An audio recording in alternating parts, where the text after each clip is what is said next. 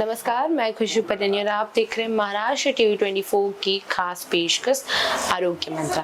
आज हमारे साथ शिव शंकर आयुर्वेदिक के डायरेक्टर मिस्टर अतुल तेलरांडे ये मौजूद है। आइए जानते हैं इनसे। पोल्यूशन के कारण हम लोग आए दिन देखते हैं कि बीमारियां जो है वो बढ़ती हुई हमें दिखाई दे रही है। ऐसे में अस्थमा का जो नाम है, अस्थमा बीमारी जो है वो हमें छोटे छोटे बच्चों में 6 साल की उम्र के बच्चों में भी अस्थमा बीमारी दिखाई दे रही है। तो आज अस्थमा बीमारी पहली बात तो है क्या, इस बारे में आज हम बात करेंगे शिव शंकर आयुर्वेदिक के डायरेक्टर डॉक्टर अतुल से और जानेंगे कि पहले तो अस्थमा होता क्या है। जैसे कि आपने पूछा अस्थमा होता क्या है, तो अस्थमा आयुर्वेद की भाषा में उसको हम लोग श्वास रोग कहते हैं या सादी भाषा में उसको दमा कहते हैं। अब जैसे आपको वर्ड समझ में आ रहा है श्वास रोग, ओके, हम ट्रांसलेट कर लेते हैं अस्थमा को श्वास पे। श्वास का मतलब है सांस की बीमारी, सिंपल। श्वास का मतलब होता है सांस लेना अंदर और अंदर से सांस बाहर आना, जिसको हम रेस्पिरेशन बोलते हैं। तो रेस्पिरेशन में कैसा, रेस्पिरेशन इनहेलेशन एंड एक्सहेलेशन, श्वास अंदर लेना और सांस बाहर आना। ये नॉर्मल प्रक्रिया है। जब से बच्चा जन्म लेता है, बाहर आता है, वो सांस लेना शुरू करता है। सबसे पहला उसका फर्स्ट क्राई जो होता है वो पहली सांस होती है जब वो लेता है। तो वो सांस अंदर जाना, लंग्स में जाना, लंग्स के छोटे छोटे ब्रोंकोसिस में जाना, ब्रोंकोसिस से बाद में वो अल्वियोलर, छोटा सा अल्वियोलर यानी गुच्छे, अंगूर के गुच्छे जैसा अपना ऑर्गन होता है अंदर लंग्स के अंदर, जहाँ पे वो हवा जाके आपके ब्लड के साथ इंटरेक्ट होके ऑक्सीजन बाहर का ब्लड में जाता है और ब्लड में जो कार्बन डाइऑक्साइड बनी वो बाहर आती है। तो जब आप सांस लेते हैं तब ऑक्सीजन मिलती है आपको, और जब आप सांस छोड़ते हैं तो कार्बन डाइऑक्साइड आपके शरीर से बाहर आता है। इसे हम लोग सांस लेना और छोड़ना यानी रेस्पिरेशन की प्रोसेस कहते हैं। अब ये नॉर्मल प्रोसेस है, इन एयरवेज के थ्रू हो रही है। अब जब भी इस प्रोसेस में अवरोध आए या सांस लेने में तकलीफ आ जाए तब हम उसको अस्थमा से कोरिलेट कर सकते हैं। तो अस्थमा या श्वास रोग यानी क्या, सांस लेने में तकलीफ होना, उसका पहला लक्षण है। जब भी आपका ये एयरवे किसी भी कारण से, चाहे उसमें स्वेलिंग आ जाए, चाहे उसमें एयरवे छोटा हो जाए, श्रिंक हो जाए, सिकुड़ जाए, जिस कारण से बाहर की हवा अंदर न जाए और आपको ऑक्सीजन ना मिले या मिलने में तकलीफ हो, इस क्रॉनिक कंडीशन या क्रॉनिक डिजीज को हम अस्थमा या दमा या संस्कृत में श्वास रोग कहते हैं। इसमें कई सारे प्रकार भी हैं, तो क्या क्या प्रकार है अस्थमा में? हाँ, आयुर्वेद के हिसाब से अगर आप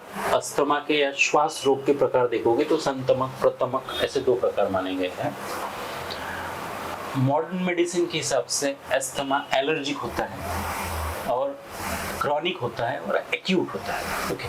तो क्रॉनिक एक्यूट उसके 2 टाइप्स, उसकी सीवियरिटी के हिसाब से की जा सकता है। क्रॉनिक यानी क्या, बहुत दिनों से चल रहा है, आता है, अटैक जाता है, और एक्यूट यानी अभी तुरंत उसको बहुत ज्यादा प्रॉब्लम हो रही है and he needs immediate attention. तो आप ऐसे कैटेगराइज कर सकते हैं।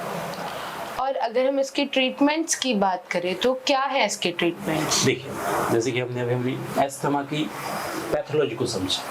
अस्थमा में क्या हो रहा है, बाहर से हवा अंदर जा रही है तो जाने में ऑब्स्ट्रक्शन आ रहा है। ऑब्स्ट्रक्शन क्यों हो रहा है, आपकी जो एयरवे है यानी श्वास प्रणाली है उसका छोटा हो जाना या उसके अंदर स्वेलिंग आ जाना, जिसके कारण हवा को अंदर जाने और बाहर आने में तकलीफ हो रही है। सो दैट हमको ट्रीटमेंट में क्या करना पड़ेगा, इसको ओपन करना पड़ेगा।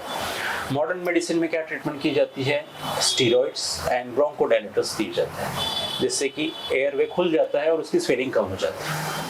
आयुर्वेदा में क्या करते हैं हम लोग, अस्थमा का जो कारण है वो वात कफज रोग है या व्याधि, उसमें दोष प्रदान होता है, प्राणवायु दूषित हो जाता है, कफ से अवरुद्ध हो जाता है। ऐसी कंडीशन में हम लोग क्या करेंगे, वात को ट्रीट करेंगे और कफ को ट्रीट करेंगे। तो हम ऐसी रेस्पिरेटरी सिस्टम पे एक्ट करने वाली मेडिसिन देंगे जो ऑटोमेटिकली वही काम करेगी कि अंदर का स्वेलिंग कम करेगी, और वो स्वेलिंग आता है और वो जो श्रिंकेज हुआ है यानी सिकुड़ना हुआ है उसको डायलेट करेंगी, और ये वारंवार जो स्वेलिंग आती है और ये सिकुड़ता है एयरवे, उसके कारण जो है खासकर एलर्जी, उसको रेजिस्ट करने की ताकत बॉडी को देंगे, यानी एयरवे को स्ट्रॉन्ग करेंगे, जिसके कारण बार बार एटमॉस्फेरिक चेंजेस होने से एयरवे सिकुड़ेगा नहीं, एलर्जी से सिकुड़ेगा नहीं, और उसको एस्थमेटिक अटैक नहीं आएगा। तो ट्रीटमेंट में आयुर्वेद में बहुत सारी मेडिसिन, हम लोग श्वास निवारण कल्प करके एक मेडिसिन यूज करते हैं, कफ Tulsi strong lungs care, capsule Shwasi forte, respi scan, ऐसी अलग अलग मेडिसिन के अलावा डाइजेशन, खासकर देखिए ट्रीटमेंट ऑफ एस्थमा, कोई भी क्रॉनिक ऑब्स्ट्रक्टिव पल्मोनरी डिसीज, इसको सीओपीडी या सीओएडी कहा जाता है, उसमें डाइजेशन होना प्रॉपर जरूरी, क्योंकि एस्थमा में जो दोष है कफदोष वो पेट से निकलता है, स्टमक से निकलता है, और स्टमक में डाइजेशन प्रॉपर हो गया तो कफदोष विकृत नहीं बनेगा। डाइजेशन और लैक्सेशन, अगर पेट ठीक से साफ हो गया, कॉन्स्टिपेशन नहीं है, तो ये प्रॉब्लम नहीं आती। कॉन्स्टिपेशन जिन लोगों को ज्यादा है उन लोगों को एस्थमेटिक अटैक्स पक्का आते हैं। सो सबसे पहले कॉन्स्टिपेशन रिलीव कीजिए, एस्थमेटिक अटैक्स कम हो जाते हुए हमने देखे हैं। तो वन ऑफ द ट्रीटमेंट, इसके अलावा आपको जीआई सिस्टम का कॉन्स्टिपेशन भी रिलीव करना पड़ेगा। सो ये ट्रीटमेंट प्लान ऑफ ट्रीटमेंट होता है।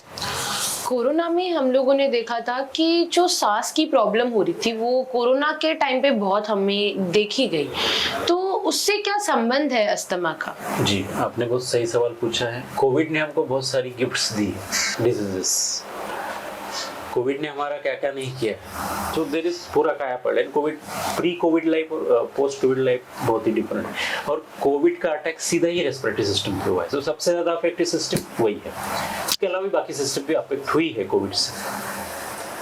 अब कोविड के कारण लंग्स क्या हो गए हैं, वीक हो गए, बहुत से लोगों के लंग्स वीक हो गए, कार्डियोवास्कुलर सिस्टम, रेस्पिरेटरी सिस्टम थोड़ी सी वीक हो गई लोगों की। तो एस्थमेटिक पेशेंट को कोविड होने की संभावना ज्यादा थी और उनके डेथ के चांसेस ज्यादा थे, कैजुअलिटी के चांसेस ज्यादा थे। अब कोविड के कारण बहुत से लोगों को लंग्स वीक हो गए हैं, वो एलर्जिक हो गए हैं, उन लोगों को एस्थमा होने के चांसेस ज्यादा हो गए। तो कोविड का एस्थमा से संबंध ऐसा है। और अगर हम बात करें अस्थमा की, तो उसमें क्या एक्सरसाइज और क्या डाइट प्लान हमें लेना चाहिए? जी, एस्थमा में डाइट प्लान क्या होना चाहिए? कफ और वातज दोष ना हो, एलर्जिक चीजें ना हो, रात के समय दही बेसन की चीजें ना खाएं, तली हुई चीजें ना खाएं, इमली जैसी चीजें ना खाएं, सो जिससे कि रेस्पिरेटरी सिस्टम में इश्यूज होते हैं। पोल्यूशन जैसे आपने बात की, तो वो ऐसे पोल्यूटेड एयर में या खदान में रहने वाले काम करने वाले लोग, वो लोग थोड़ा सा मास्क वगैरह, पोल्यूशन मास्क यूज करें।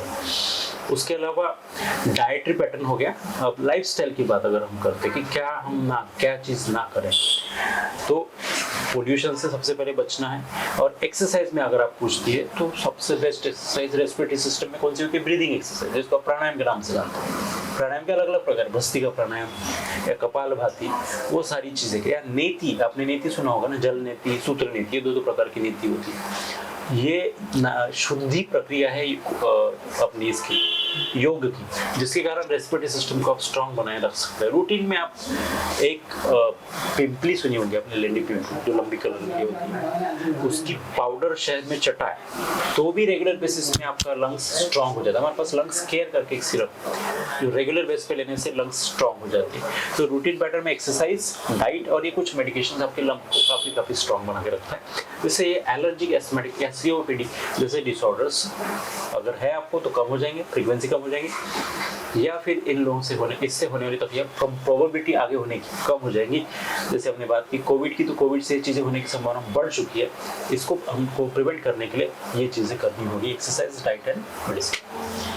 जैसे आपने सीओपीडी बताया, तो सीओपीडी में भी हम देखते हैं कि सांस लेने में बहुत प्रॉब्लम होती है, तो सीओपीडी में और क्या क्या हमें चीजें देखने मिलती है? देखिए, सीओपीडी का फुल फॉर्म भी हमने देखा, chronic obstructive pulmonary disease. Chronic यानी पुराना, बहुत लंबे समय से चल रहा है, आता है जाता है, आता है जाता है, टैक्स आते हैं। ऑब्स्ट्रक्टिव पल्मोनरी डिजीज, उसी का टाइप हमने एक एस्थमा देखा, उसी में से एक डिजीज है। उसके अलावा बहुत सारे और एलर्जिक, ब्रोंकिएक्टाइटिस, ब्रोंकाइटिस, ऐसे डिजीज होते रहते हैं। तो सीओपीडी और एस्थमा में, जैसे मैं एस्थमा का डिस्कशन किया, तो that will also prevent COPD. तो एस्थमा की सारी precautions, dietary, what you call exercises and medicines will also help you prevent COPD. और इम्यूनिटी की बात करें तो इम्यूनिटी से कोई इसका संबंध है? Definitely ma'am, her disease has immunity का मतलब ही क्या होता है? रोग प्रतिकारक क्षमता, यानी कोई भी डिजीज आपकी बॉडी में पनप न पाए, तैयार न हो या आपकी बॉडी में और न बढ़ जाए, उसको रेजिस्ट करने की आपकी जो इनर पावर है, तो इनर पावर में उसको रोग प्रतिकारक क्षमता, उसमें 3 टाइप होते हैं, दोष साम्य, धातु बल, ऐसे 2 प्रकार से हम इम्यूनिटी को मेंटेन कर सकते हैं। यानी आपकी बॉडी का होमियोस्टेसिस अगर मेंटेन है तो इम्यूनिटी आपकी इतनी स्ट्रांग होगी कि आपको कोई भी डिजीज इजीली होगा नहीं, वो आपकी बॉडी उसको रेजिस्ट करेगी। Accumulation of waste in the body is a cause of disease. अगर बॉडी से वेस्ट निकलते ही जाते हैं, एक्यूमुलेट नहीं होते, तो how you will get disease. तो डिजीजेस को अवॉइड या प्रिवेंट करने का सबसे अच्छा तरीका है ट्रस्ट योर बॉडी डेली और मेंटेन योर इम्यूनिटी। अभी जैसे कोरोना फिर से हमें आया हुआ दिखाई दे रहा है कि कोरोना के पेशेंट फिर से बढ़ रहे हैं, तो अस्थमा के लिए हमें क्या सुविधाएं, हमको क्या अपने आप को ये रखने के, सेफ रखने के लिए हमें क्या क्या करना चाहिए? हाँ, जैसे कि कोविड पहले अभी भी रेज हुआ है, लेकिन इतना नहीं फैल पाया क्योंकि ऑलरेडी हमारे पास वैक्सीनेशन की इम्यूनिटी है, हर्ड इम्यूनिटी है, और हम लोगों ने कोविड को अच्छे से परास्त कर दिया, हरा दिया है। अब आप प्रिकॉशंस की बात करते हो तो हम लोग उसमें डाइटरी, अभी हमने बात की कि diet should be healthy so as to build your immunity. पहले से वही बोला जा रहा है कि इम्यूनिटी को बिल्ड कीजिए, उसके लिए फिर एक्सरसाइजेस, वो भी so as to build your immunity, और खासकर हमने अपने लंग्स की इम्यूनिटी की बात की। तीसरी चीज मेडिकेशन, मेडिकेशन में आप इम्यूनिटी मेंटेन करो। अगर आपको ऐसे कोई प्रॉब्लम्स है तो जैसे मैंने आपको श्वास निवारण, लंग्स केयर, ये सिरप्स बताए, कप तुलसी स्ट्रॉन्ग ये सिरप बताया, शवासी को रिस्क स्कैन ऐसी टैबलेट्स आपको बताइए, ये रेगुलर बेस पे अगर आप लेते हैं, या फिर जैसे मैंने बताया लेंडी पिम्पल, उसकी पाउडर अगर आप चाटन करते हैं शहद की, या फिर उसको दूध में उबाल के पीते हैं, तो ये भी आपकी डिजीज को प्रिवेंट करने में, आपकी इनर इम्यूनिटी को बढ़ाने में मदद करेगा। और आपकी लाइफस्टाइल को मॉडर्नाइज कीजिए यानी मॉडिफाई कीजिए, आयुर्वेद के दृष्टिकोण से कीजिए, तो आपकी डिजीज रेजिस्टेंस इम्यूनिटी बढ़ जाएगी और इस काइंड की चीजें आपको बार बार तकलीफ नहीं।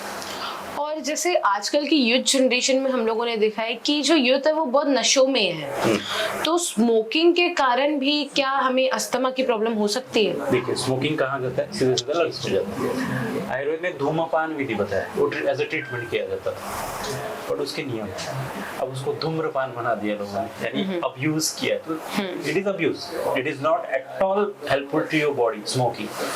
सो दैट मीन्स स्मोकिंग, आप स्मोक करो, अंदर जाएगा, लंग्स को खराब करेगा, कार्बन डाइऑक्साइड अंदर डिपॉजिट होगा, कार्बन पार्टिकल्स डिपॉजिट होंगे आपके लंग्स को अंदर से, वो स्मोकर्स कफ आपने सुना होगा ना बाद में, COPD कॉज करने में, अस्थमा कॉज करने में smoking will definitely help the disease to grow. इसलिए smoking is not a good practice to do. Smoking करना ऐसे भी आजकल फैशन रहा नहीं है, लोग उसको अच्छा नहीं मानते हैं, इसीलिए नहीं मानते क्योंकि इट इज नॉट हेल्दी।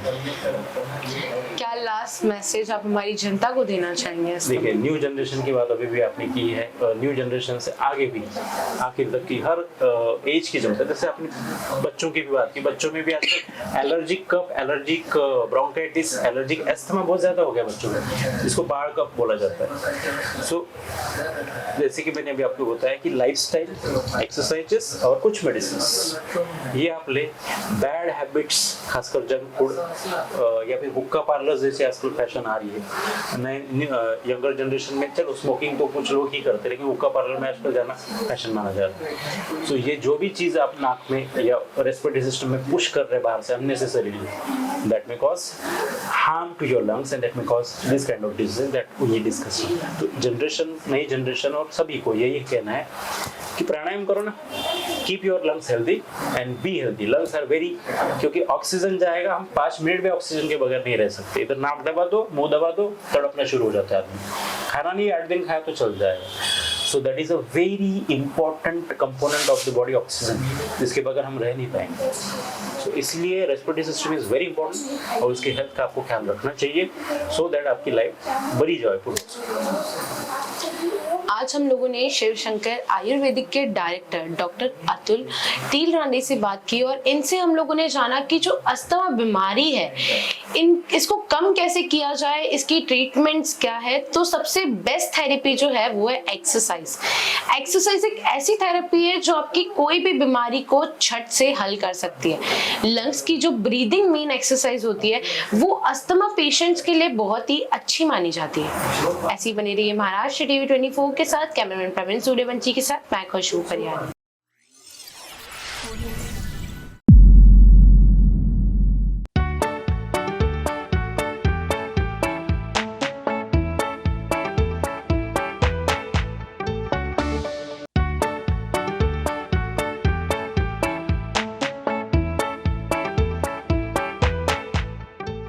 सतहत्तर वर्षों से आयुर्वेद की सेवा में अग्रसर शिवशंकर आयुर्वेदिक एजेंसी अनुभवी वैद्य एवं डॉक्टर द्वारा जटिल एवं जीर्ण रोगों पर विशेष आयुर्वेदिक उपचार उपलब्ध। सभी प्रतिष्ठित कंपनियों की दवाइयों तथा सभी प्रकार की काश औषधियाँ, दिव्य वनौषधि, जड़ी बूटियाँ तथा अनेक पाउडर मिलने का विश्वसनीय स्थान। हमारे यहाँ श्री बालाजी तांबे, श्री स्वागत जी तोड़कर, धनंतरी फार्मेसी, दूधपापेश्वर, बैद्यनाथ, सांडू, व्यास, पुंजा, रसशाला पुणे, डाबर, चिरायु, मधु, डायबिटीज, चूर्ण, हिना पैक, शिकाकाई मसाला, फेस पैक आदि सभी प्रतिष्ठित कंपनियों की आयुर्वेदिक दवाइयाँ उपलब्ध है। हमारा पता शिवशंकर आयुर्वेदिक, डॉक्टर मंगला केतकर हॉस्पिटल के सामने, महाजन मार्केट के पास, टेम्पल बाजार रोड, सीताबर्डी, नागपुर।